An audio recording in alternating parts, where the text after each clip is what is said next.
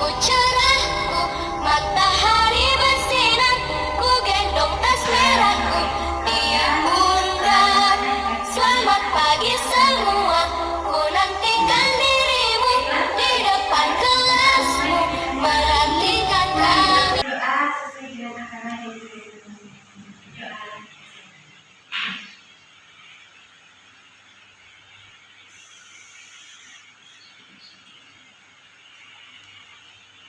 Nah, bicara tentang pemahaman tentang perencanaan pembelajaran. Nah, kaitannya berarti kita di sini sebagai seorang pendidik itu kita harus memahami tentang bagaimana perencanaan pembelajaran. Nah, baiklah Bapak Ibu, sebelum kita lanjut ke selanjutnya, perkenalkan dulu saya Nuri Arifia Ramadhani. Saya mengajar di TKA Alumna sebagai leadership. Kemudian saya sebagai pengurus dan mengajar praktik di Diklat Berjenjang Kaum IPW LPG atau Jatim. Kemudian sebagai narasumber berbagai praktik nasional dan sebagai pengurus buku pendidikan. Kita kembali kepada materi kita tentang perencanaan pembelajaran. Tentu kali ini sama tidak asing sekali bagi ibu-ibu.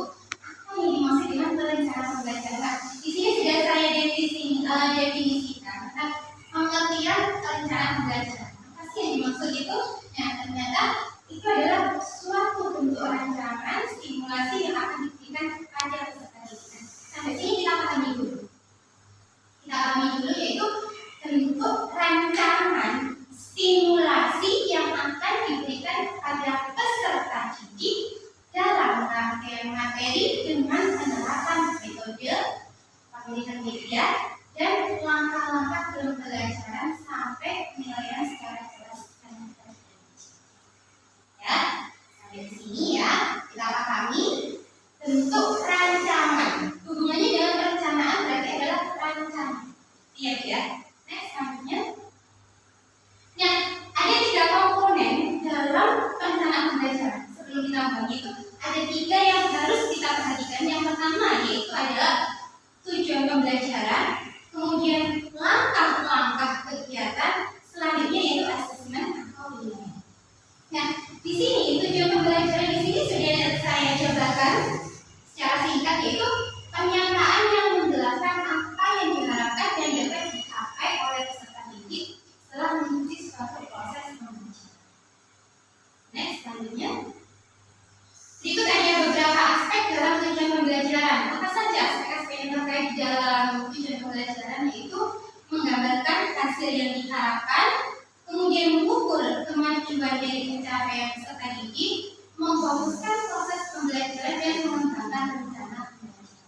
Nah, ada 3 hal penting yang harus diperhatikan dalam menentukan tujuan pembelajaran, yaitu yang pertama adalah ranah kognitif, yang kedua adalah ranah afektif, dan yang ketiga adalah ranah psikomotorik. Nah, ranah kognitif itu hubungannya adalah dengan kemampuan intelektual anak, itu kemampuan dia berpikir maupun bernalar kritis, itu masuk di kognitif. Sedangkan ranah afektif yaitu adalah sikap, minat yang dimiliki oleh anak. Sedangkan yang psikomotorik itu hubungannya dengan psikologi motoriknya anak-anak, perkembangan motorik kasar atau motorik bahasa yang ingin.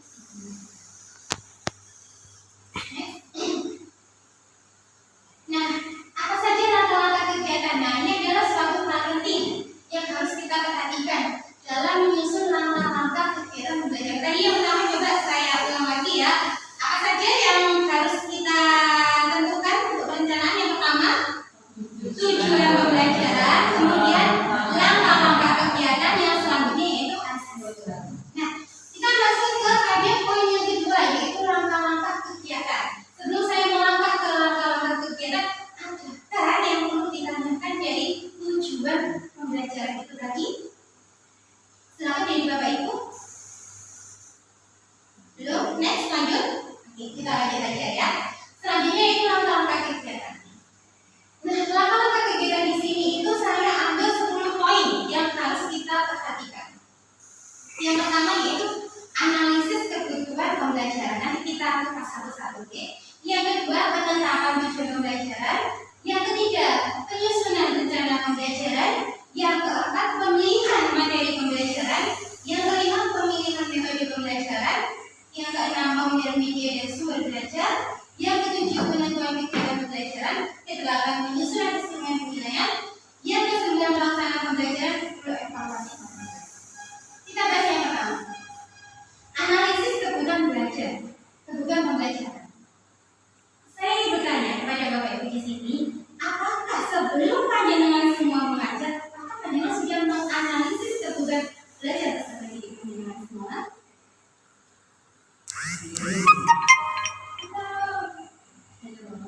itu kita nanti akan belajar sama-sama bagaimana menganalisis kebutuhan pembelajaran.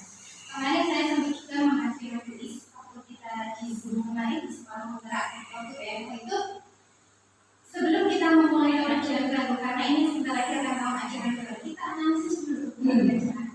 Itu bisa melalui wawancara. Jika itu masuk salah satu untuk menganalisisnya. Kemudian kita tentukan, kita beri mereka semacam kegiatan aspek perkembangan.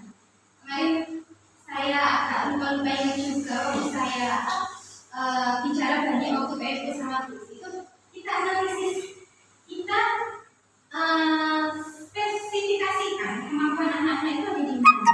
Seperti kebutuhan lembaga saya. Kemudian lembaga saya itu apa saja. Kemudian daerah saya itu daerah yang seperti apa. Itu kita juga harus menentukannya. Lembaga itu, nah, itu kita harus perhatikan.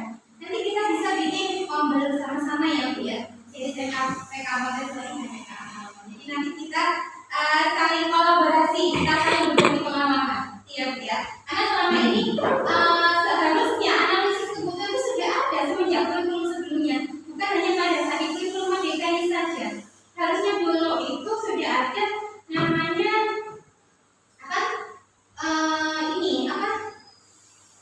yang di awal itu yang kemarin waktu